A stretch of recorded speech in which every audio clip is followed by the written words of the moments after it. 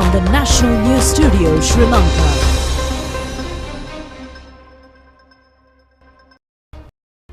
A very good evening to you and a warm welcome to the news live from the National News Studios. I'm Sharifah Tahir and joining with me tonight is Clifford Richards, and it's time for us to take a look at the top stories tonight.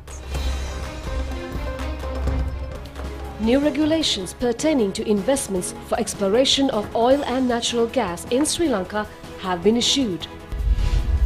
The Election Commission says necessary measures have been taken to conduct the local government polls. China has granted uniform material for 70% of school students. General Secretary of the Commonwealth Parliamentary Association calls on the President. The Archbishop Malcolm Cardinal Ranjit says the verdict of the Easter Sunday case is historic. The largest rare metal deposit of Europe found in Sweden. We move on to those and other stories in detail now. Rules and regulations needed to attract investments on exploration of oil and natural gas in the Sri Lankan waters have been released.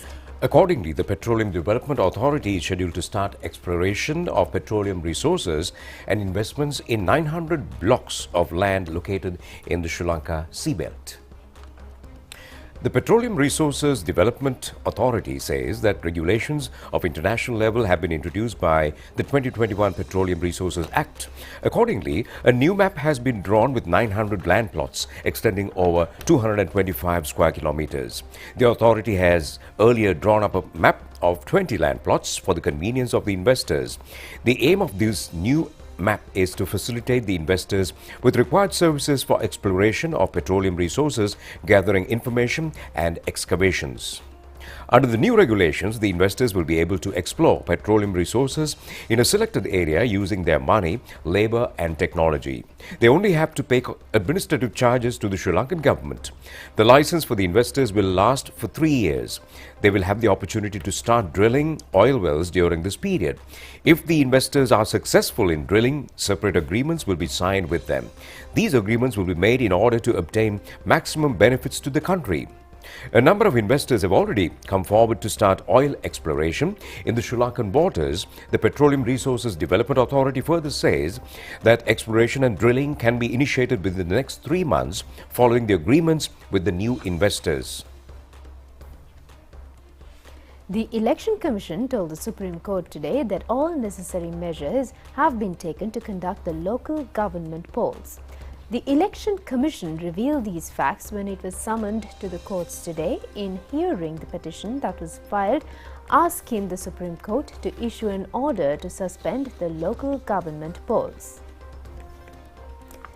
Retired Army Colonel W.M.R. Vijayasundara had filed this petition. The lawyer appeared for the petitioner request permission to submit an amended petition in this regard. The Supreme Court granted leave for that request. Accordingly, the petition will be considered on the 18th of this month.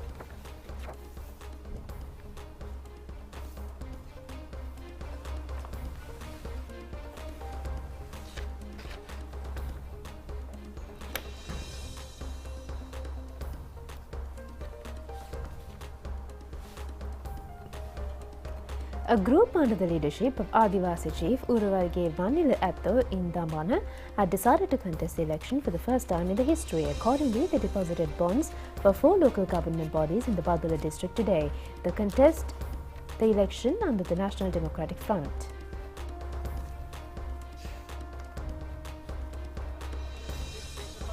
පක්ෂයක් අතකොළුවක් විදිහට දේශපාලන පක්ෂ අපි පාවිච්චි කරනවා මිසක් කිසිම ආදිවාසීන්ගේ සහ ඒකට සම්බන්ධ පිරිසේ කිසිම ගැටලුවක් निराකරණය කරන්නේ නැහැ. අපි ජාතික දේශපාලනික බලපෑමක් කරන්න සූදානම්.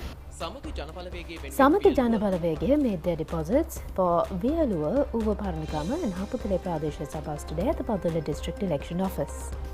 Samagi Janabalawege also made their deposits for 5 Pradesh Sabhas in the Kalutara district. The National People's Power deposited the bonds for 12 local government bodies in the Nuwara district today. NPP organizer Manjula Suravira Arachi and several other members were present at this occasion. The National People's Power also made their deposits for the Vavuniya district today at the district election office. Sri Lanka Podajana Peramuna made their deposits for an urban council and 11 Pradesh Sabhas in the Karagal district today. General Secretary of the Sri Lanka Podajana Peramuna, Sagara Karyawasan, State Minister Taraka Balasurya and several others were present. A discussion has been held between President Ranil Wickremesinghe and Chairman of the China Exim Bank, Wu Fulin, under Zoom technology. The Chinese embassy in Sri Lanka says that they discussed regarding the restructure of loans obtained from China. The Chinese embassy tweeted that the talks were held successfully and attention was focused on the debt crisis, sustainable development and revitalizing the Sri Lanka's economy. Sri Lanka has to restructure the payback of loans obtained from China and some other countries in order to get a loan facility of $2.9 billion from the IMF. Meanwhile, Bangladesh has given 6 months to Sri Lanka to pay back its loans, considering a request made by the government. Sri Lanka has obtained a sum of $200 million from Bangladesh last year.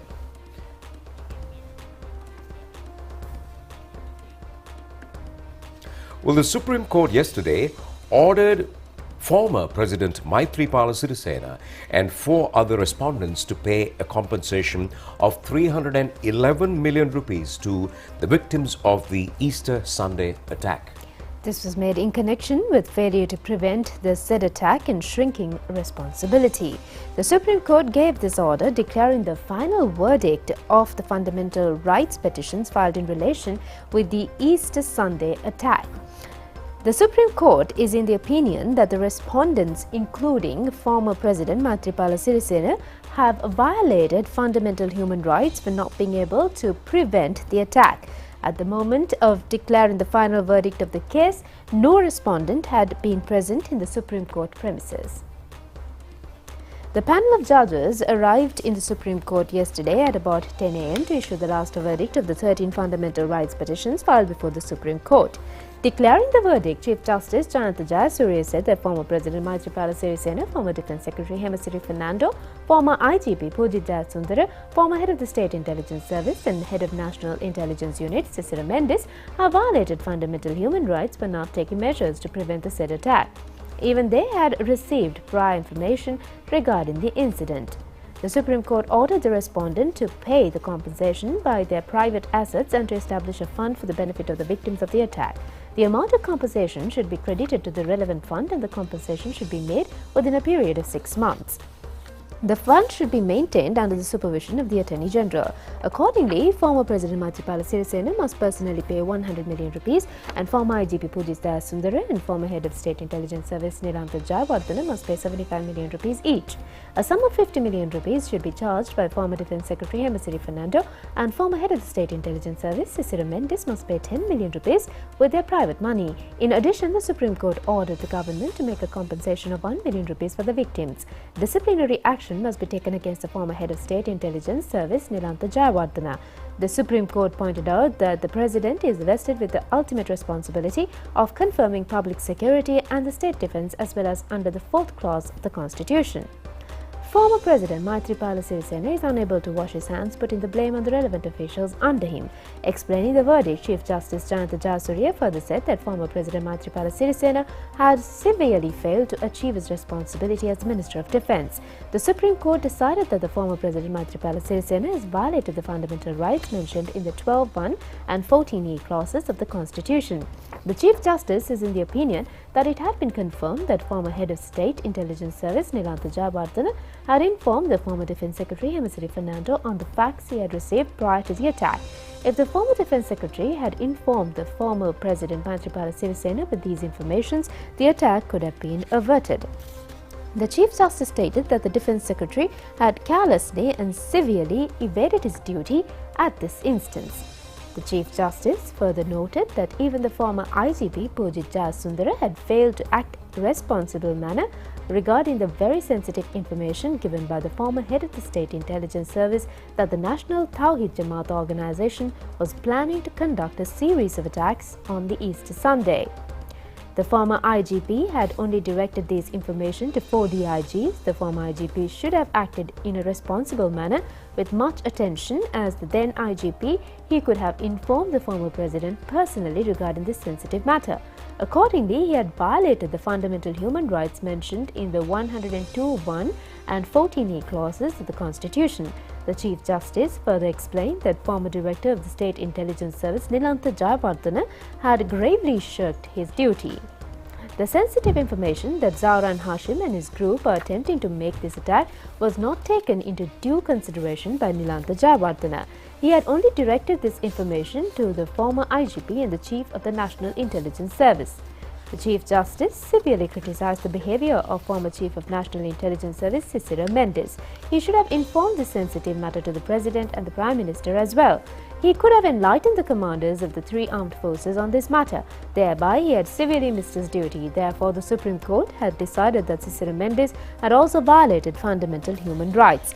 The verdict was declared by the panel of judges headed by Chief Justice Jayantha Jayasuriya, and the other members were Bhuwanaka Alavihare, LTB Dehideniya, Murdu Fernando, S. Raja, AHMD Nawaz and Shiran Gunaratna. The verdict was declared yesterday following the case that was heard for over 3 years. The Easter Sunday attack was made on the 21st of April 2019. A series of suicide attacks were conducted at 3 Catholic churches, 3-star hotels in Colombo and 2 other places. 269 persons were killed and 500 more individuals wounded by the attacks. Later, a fundamental rights petition was filed before the Supreme Court against the then President Maithripala Sirisena and the other respondents by a group of Catholic fathers and the Bar Association of Sri Lanka. The Archbishop of Colombo, His Eminence Malcolm Cardinal Ranjit, says the verdict given by the Supreme Court yesterday is a historic decision, not only for the victims of the Easter Sunday attack, but also for the entire community that upholds justice and equality. In fact, the Archbishop makes these remarks at a press briefing held in Colombo today. Yesterday, a 7-member judiciary at the level of the Supreme Court gave a judgment which is a historic one in the history of this country. Even if a person becomes a president with executive power or any other person assumes responsibilities in order to prevent evil from happening, if these people, they themselves engage in such activities, the law in this country has shown that such persons, even if it is a president or any other high official, can be punished by the law for behaving in that illegal fashion. That has been proven by this judgment. What is important in this is not so much the amount of punishment, money that has been decreed to be paid by these people. But these innocent people, they lost their lives and their loved ones because people who have been depending on the taxpayers' money, who have held high positions on the money that has been paid by the taxpayers, have neglected their duty to attend to the safety and security of the citizens of this country. They have been depending on the taxes that these poor people pay, but they have not done their responsibility to protect them. The Attorney General of that time, Mr. Dappula Dilivera, informed that there was coup or a conspiracy behind this attack and that it should be investigated. But so far, this has not been done in a comprehensive manner. The judgment given will be a great opening for us to start off looking into all the other aspects of this case. No more can officials and politicians hang behind selfish motives and selfish attitudes in order to escape from this fact. They are not immune. The Railway Department says that 30 short-running train journeys have to be cancelled from Monday. This decision has been taken to slash costs and to give priority for long-running journeys. Minister Dr. Bandula Gunawardena says accordingly 18 train journeys along the main line, 2 journeys in the Puttalam line, 2 journeys in the Kalani Valley line and 8 of the coastal line will be cancelled. Minister Dr. Bandula Gunawardena said that from this month priority will be given to run office trains long destinations such as Jaffna and Mannar and field transport to Katunayake Airport. Accordingly, a number of short-running trains will have to be cancelled.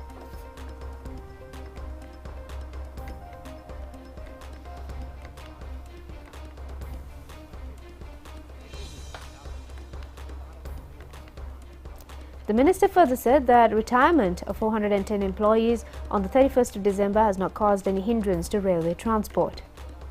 Minister Dr. Bandula Gunawardena said that the Public Service Commission has approved a proposal to deploy retired drivers and guards under contract basis. Interviews are now being held to recruit 3,000 persons for state sector. The minister points out that the railway department has been running at a loss for years, with a loss of 20 to 38 billion rupees annually.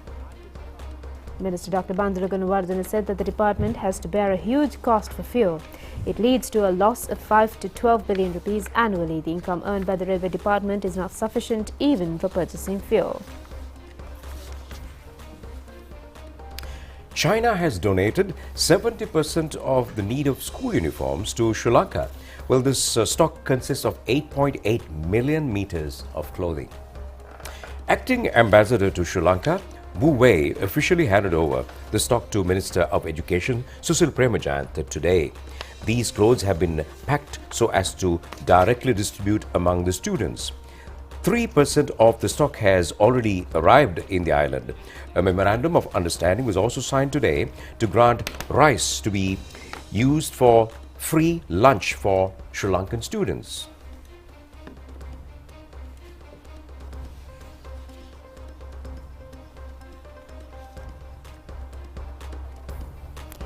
The management of the Lotus Tower urged the public to help preserve the iconic structure by treating it as a national treasure. A request has been made to the general public to not to damage the facilities at the Lotus Tower. We request made the observation deck was defaced by several individuals who were later arrested by police. The management said that legal action will be taken against those who defaced the property at the tower. The Lotus Tower was opened to the public in September 2022. Last week, the tower had received 500,000 visitors since the tower opened to the public. Sri Lanka and China signed the Lotus Tower Agreement in 2012 to build the highest TV tower in South Asia, with the Chinese company being the general contractor. Well, the Commissioner General of Exams, HJM Amit Jayasundara, says that the 2022 GCE Advanced Level Examination is scheduled to be held from January 23rd to the 17th of February. Well, conducting of all tuition classes, seminars, workshops and other related activities in preparation for the A-level exam will be prohibited from midnight on January 17th until the end of the exam. The exam will be held at 2,200 centers across the island.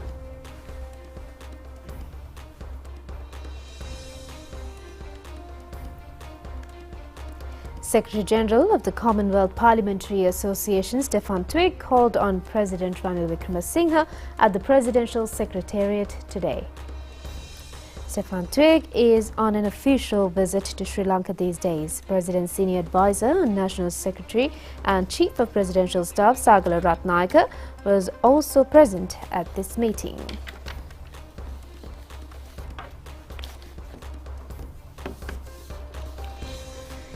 INCO 2023, that's the industrial exhibition, was launched today under the patronage of Prime Minister Dinesh Gunawardena. It will end on the 15th of this month. Well, this exhibition will give priority for the new products of the local industrialists. Minister Ramesh Patiruna says that his annual exhibition will lead to promote local industries. Minister Ramesh Patiruna said that to face the current market crisis, Sri Lanka has to accelerate the development of local industries. The government will provide maximum assistance to the local industrialists to issue more novel and export-oriented products to the market.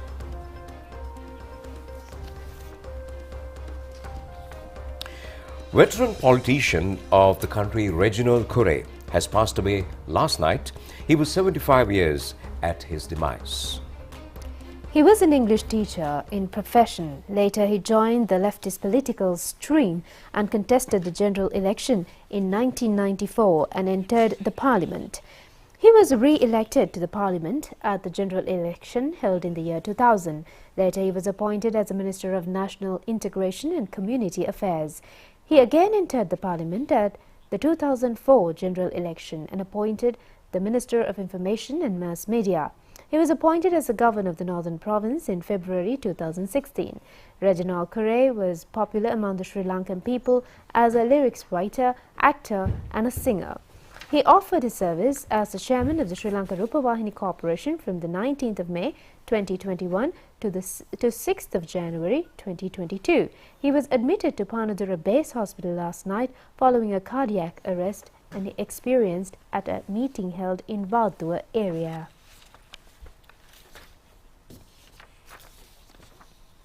Well, State Minister Premita Bandara Tendukon says that the approved cadre of the Sri Lanka Army, which now stands at 200,783, will be reduced to 135,000 by 2024.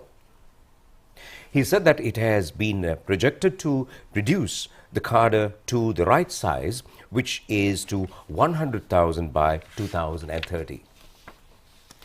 Minister Premita Bandara Tendukon says the strength of the military and sustainable economic development are two sides of a coin which stay together but never talk to each other in open.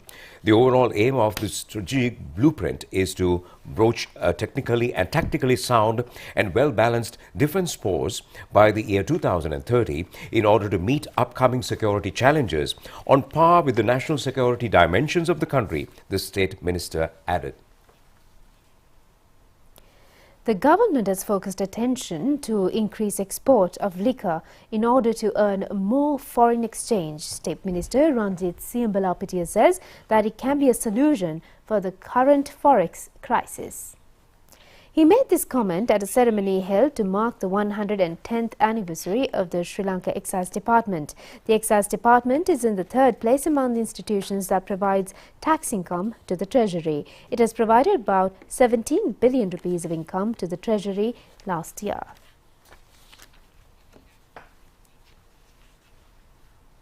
Well, that's it on local news, and we'll be back with news overseas. Do stay tuned in.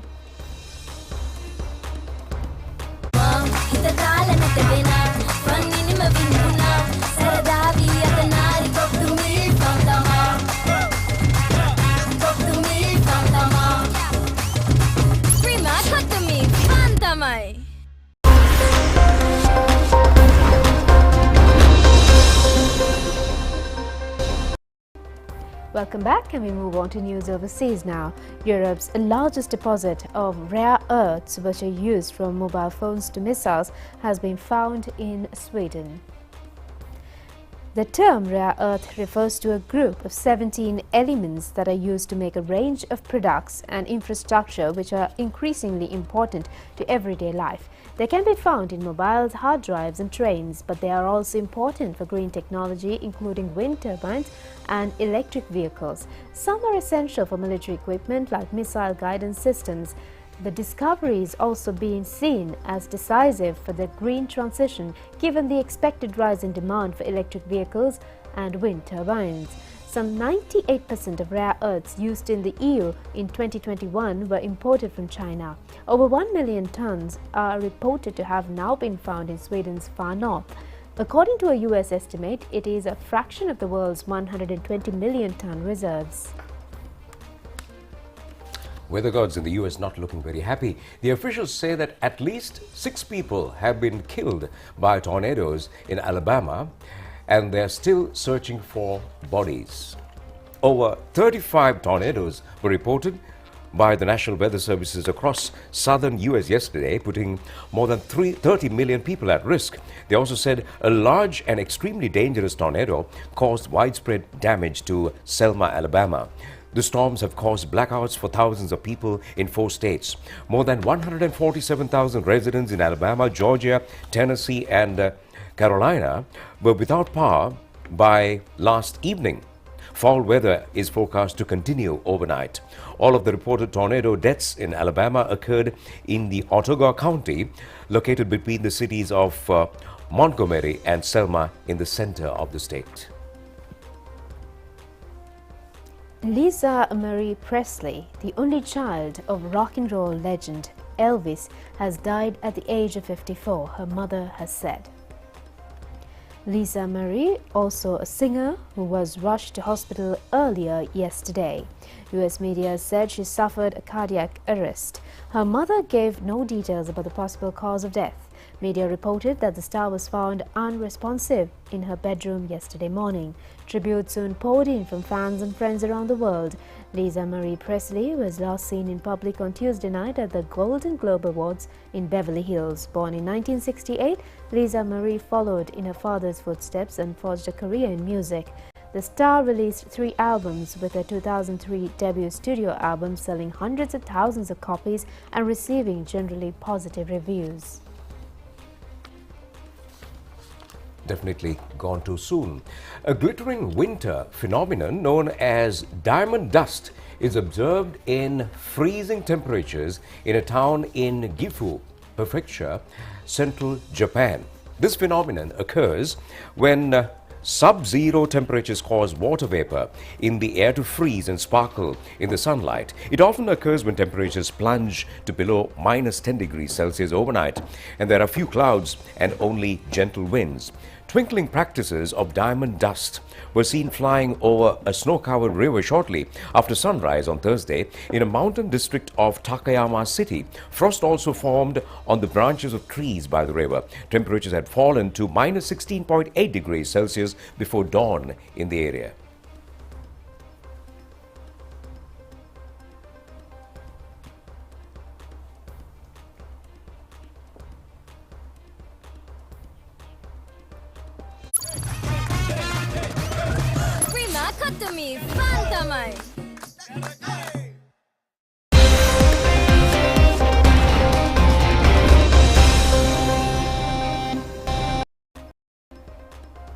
We now move on to sports news. India claimed the victory of 3-match one-day international series against Sri Lanka 2-0 by winning the second match played yesterday in Eden Gardens by 4 wickets.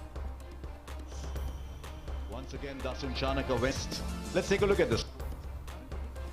Winning the toss, Sri Lanka batted first and scored 215 all out.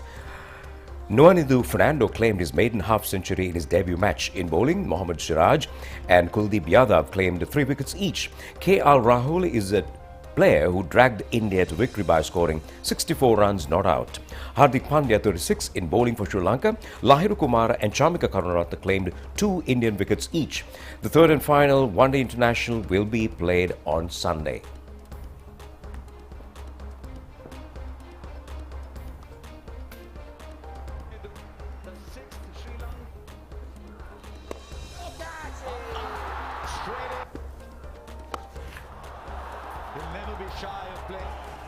Clearly the standout Siraj. ඉන්දිය කණ්ඩායමේ මුල් පෙළ කඩලු අඩු ලකුණු සංඛ්‍යාවකට දැවී ගියද මැද පෙළ ක්‍රීඩා කළ කේල් රාහුල් සහ හර්දික් පාණ්ඩයා කණ්ඩායම ජයග්‍රාහී මාවතට රැගෙන යාමට සමත් වුණා. කේල් රාහුල් මෙතෙවි ලකුණු 64යි. හර්දික් පාණ්ඩයා ලකුණු 36යි. පන්දු යැවීමේදී ලහිරු කුමාර සහ චාමික කරුණාරත්න කඩලු දෙක බැගින් Prima Katami Fantamai.